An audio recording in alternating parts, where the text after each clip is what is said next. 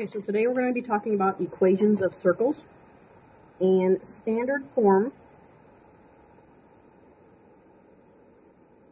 of the equations of circles is x minus h, that quantity squared, plus y minus k, that quantity squared, equals r squared. So since we are talking about circles, this is going to stand for the radius.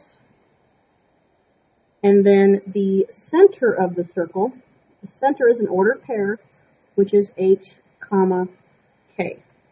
Now, a big concern that I have is, notice the formula is minus, okay?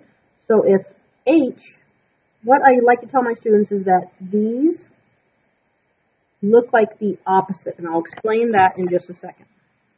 So if we have x minus 4, that quantity squared, plus y plus 5, that quantity squared, equals 64, for example. And I have to pull out the center. The center is h and k. Notice how this looks like a negative 4.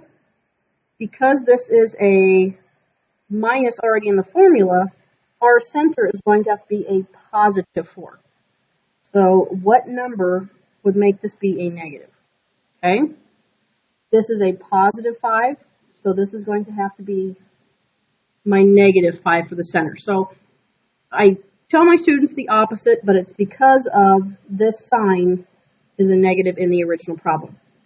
The radius, a lot of people will screw up and put 64. Remember, this whole thing is r squared. So I need to do the square root of that and get 8.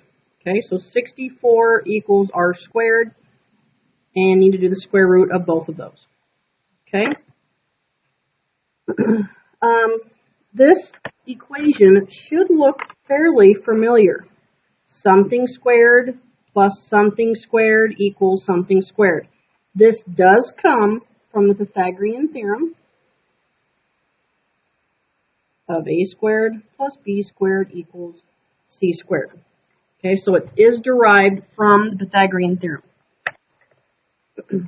Let's do another example. So if I give you an equation of x plus 1 squared plus y minus 2 squared equals 4. So my center is the opposite of that and the opposite of that. So this looks like a negative 2, so it's a positive 2. Because remember, we're just finding that piece. And then the radius, 4 equals r squared. So the radius is going to be 2. So if you were asked to graph this, okay, if you're asked to graph this, now obviously we cannot graph each little dot or each little point on the outside of the circle. So we're going to graph the center of negative 1 and 2. And then, just like a clock, you're going to focus on 12, 3, 6, and 9 o'clock. So I'm going to use this radius of 2 and count 1, 2, and put a point. I'm going to count 1, 2, and put a point. 1, 2, and put a point, and 1, 2, and put a point. So if I were to have to sketch my circle, it would look like that. Okay, let's do another one of those.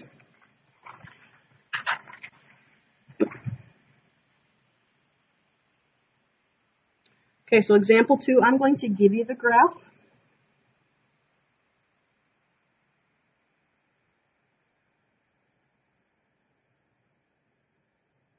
And I'm going to have you write the equation.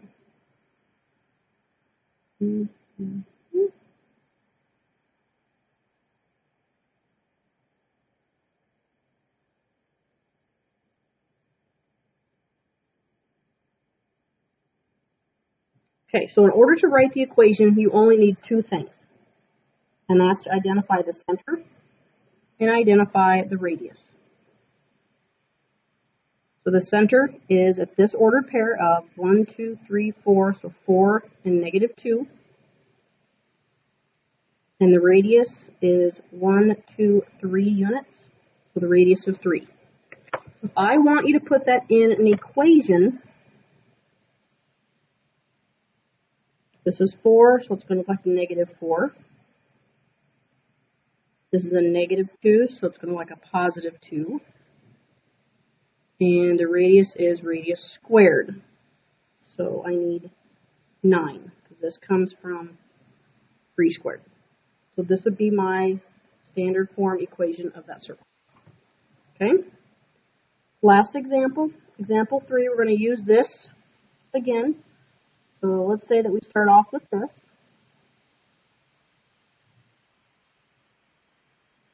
And I want to know,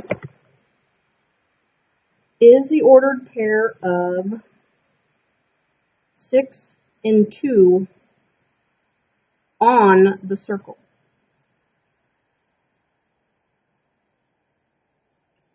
So in other words, just like when we had, I'm going to take a little tangent here. So remember, if we had an equation, and let's say that this was y equals 2/3 x plus 1, and I wanted to know if that ordered pair was on this line. So let's say this is the ordered pair of 3 and 1. We plugged it back in. So we put a 3 in there and put a 1 in here and checked it to see if it actually came out to be correct. So that's what we're going to do up here. If I put a 6 in here, I have 6 minus 4 squared plus my 2, which is 2 plus 2 squared equals 9. 2 squared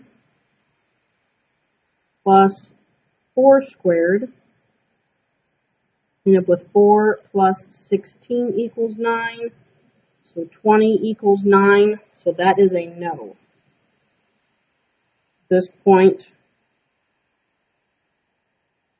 is not on the circle. Okay? And that concludes our equations of circles.